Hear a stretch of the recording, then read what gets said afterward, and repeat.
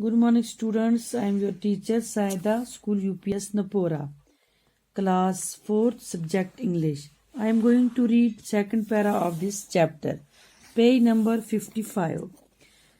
At this time, Aunt Polly heard a new medicine. उसी वक़्त पोली ने एक नई मेडिसिन के बारे में सुना.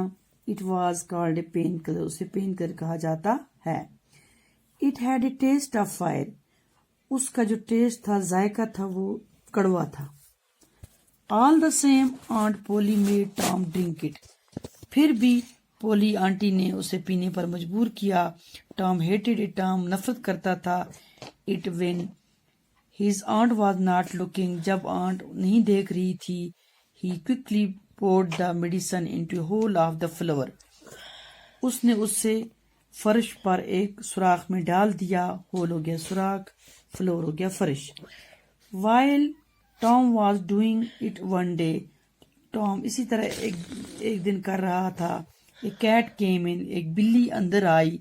And Tom poured some of the medicine into his mouth. उसने कुछ दवाई उसके मुंह में डाल दी, बिल्ली के मुंह में. At once it jumped high into the air.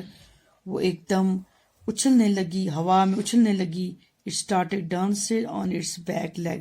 वो अपनी पिछली टांगों के बल पर नाचना शुरू कर दिया. उसने पिछली टांगों के बल पर नाचना शुरू कर दिया.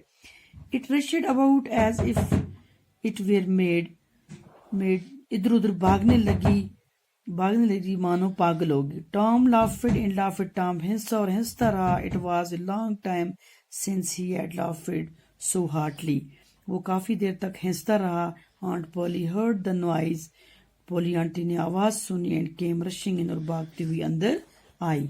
नॉइज हो गया शोर, हर्ड हो गया सुनना. उसने सुना. बच्चों, इसको अच्छी तरह रीड करना और जो अंडरलाइन वर्ड्स हैं उनको अपनी कॉपी पर नोट करना. थैंक्स.